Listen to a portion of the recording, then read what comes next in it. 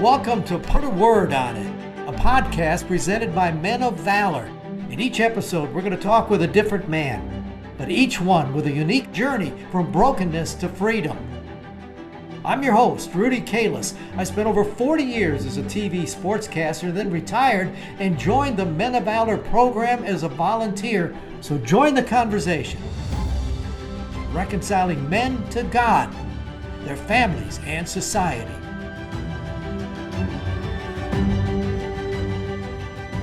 Welcome to another edition of Put a Word on It, brought to you by American Home Design. We thank them so much for their kind support through the years. You know, a lot of the people that we meet, and you look at our own lives, we are a product of the shadows in our past, the people that are good influences and we're bad influences. And I'm telling you, we spend the rest of our lives kind of either battling it or being encouraged by it.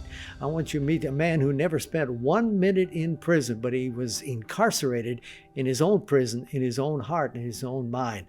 But now he's free, and he's on staff here at Men of Valor. I want you to meet Tim Riley. Tim, is fascinating. As you say, you don't necessarily have to be in prison to have a powerful story that can relate to guys in prison.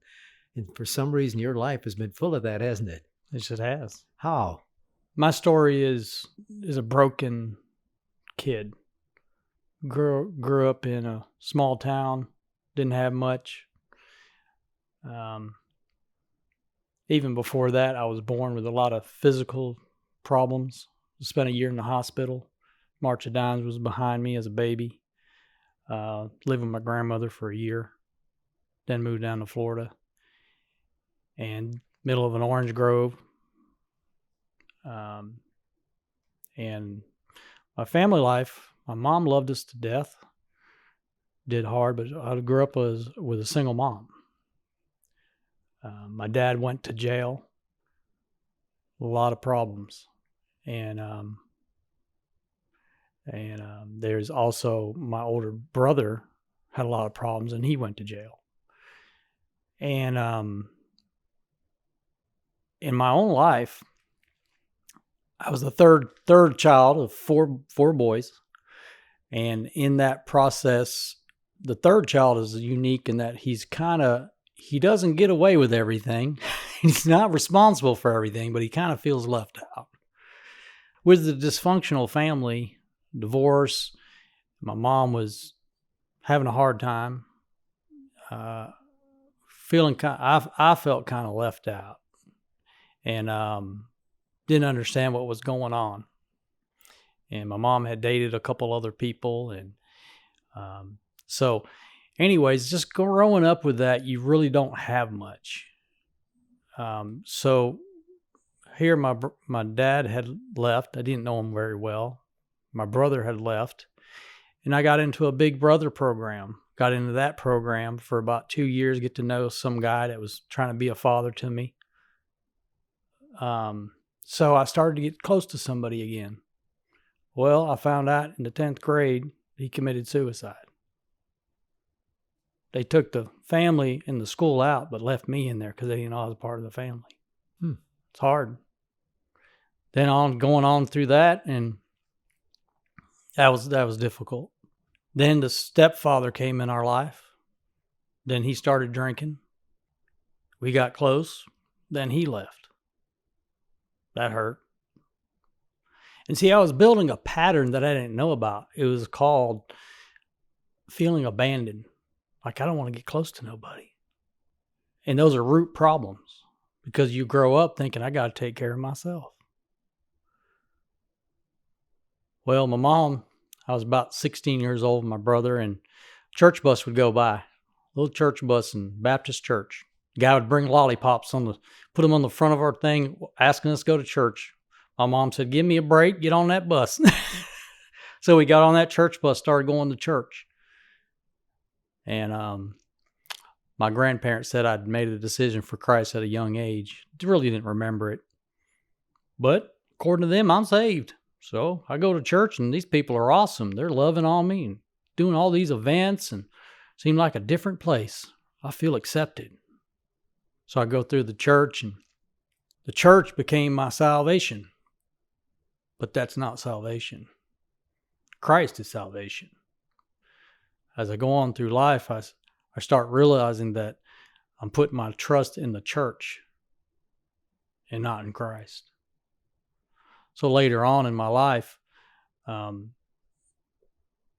knew how to play the role as a religious person, knew how to talk the talk. But at 23, I made some bad choices. I know Alfonso here talks about triggers, about different things that we go through. He says there's 10 different trauma events in people's life. I got 8 of them. But in those traumas and those pains is what draw me close to ask questions. And at 23, I rededicated my life to Christ because I said, I don't want to bet that I'm going to heaven by what my grandma said. So I went forward and got baptized in the church. And ever since then, God just turned my life around. I tell guys all the time, I put a number up there. I put $500,000 on the board, and they say, what's that from? I said, that's just a little tiny bit. What has God done with me in the last couple months when I didn't have anything? I love the smile on your face now. How did that lead to prison work for you? Prison work? Well, I was in the churches, and like I said, when I was going into the churches, some of the churches I went to, there's a lot of good people in the church, but we've been wounded by the church in ministry. We went to some legalistic churches, and my family, I've been hurt through it. And because of that, I felt like God was telling me that he had another plan for me in ministry. So I prayed about it. And at the same time, a church that I was in was a small church, good people, loved them. But my family was having a hard time because, again, it's not church that saves you. And there was some legalism. And I said, I'm going to lose my family if I don't do something. So I said, Lord, help me. What do I do? I'm seeing the legalism sprout up again, and it's hurting my family. And God opened up the prison ministry for me, and he showed me a different avenue to do ministry. So I went in there and for the first time, and I just trusted God that he was going to just change my path. And I love it because with all the experiences I've been through, I can sit down with a guy and say, man, I'm not here to judge you. I'm here to love you. I'm here to listen to you. And I made a decision for Christ at 23 and been on 10 different mission trips around the world. I've been in different churches. When I grew up, my stepfather looked at me and said, you're not college material. That hurt because I wasn't very smart. I couldn't remember things. I had a lot of trauma. I'd forget stuff. I failed 2 grades in high school and elementary. I just didn't see myself as anything. God called me in a ministry. I said, me.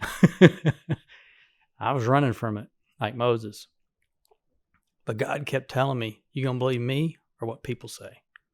And now I'm glad, I'm grateful to God. I've got my AA, my BA, my master's endorsed, and I'm getting my BCC license because I feel like I have a story to tell people that with God, you can do anything. Philippians 4:13. It's just so wonderful to see that progression. So you're a chaplain of prisons in West Tennessee, and then you got the calling here and the decision to come to Men of Valor. Why did you take it, and what can you do with it here? Well, I decided to come to Men of Valor because I felt like it was more of a discipleship role, and I could be in more prisons to kind of share my story and to point people to the answer of their pain. And to me, that is Christ. Christ is the answer. There's a story over in Genesis, in Exodus with Moses when they didn't have any water and it was bitter. A lot of people deal with resentment and bitterness because of pain in their life. But God said, throw the stick into the water and it'll become sweet again. God has shown me that Jesus is that stick that goes in that water. that brings your heart sweet again. And I'm hoping that I can say, hey, I understand a little bit of the pain, and I also understand their sweetness in Christ. And he can give you that joy and that peace back that you need. Doesn't mean I'm perfect. Doesn't mean I've arrived. I struggle with the flesh every day. We all do. But I know he's walking with me. Tim, our program is Put a Word on It. I'm sure you've got a good word for me. I do. I thought about the verses, and in my mind, 2 Timothy 1:7 is the verse I have. It says, God did not give us the spirit of fear, but of power, love, and self-discipline. All my life, I've lived in fear. If you look at Timothy in the Bible, you say that is Timothy, to Timothy sitting right here. And Paul saying, come on, Timothy. My brothers look at me and they say, how in the world are you in a prison serving? Because he didn't give me the spirit of fear. It's power, love, and self-discipline. And if I can use my story to go in and help people and build a bridge to tell them how Christ can help them, change them, give them peace. Yeah, life's difficult, but God will be with you through it. That's a beautiful verse. And now if I asked you to bring it down to one word, could you pick one? Yes, to me, it would be confidence. Ah. There's confidence in Christ. I can just see it all over you, my friend. Yeah. Thank you, Tim. You're welcome. Powerful story from Tim, listening to him and all of those wounds that were inside of him for so long. Confidence is a huge word for him. Can you see him now? He's willing to talk about it. He's willing to reach out to other people. And he's got a story that relates to anybody. I don't care if they've been in prison. All of us have prison inside of our own minds at times that have to be freed, and he's done that. We're so glad that he's on staff. We love volunteers. We'd love for you to join us here as well. All these men care for the men that have been incarcerated. Thanks for joining us. Join us again next time as we put a word on it.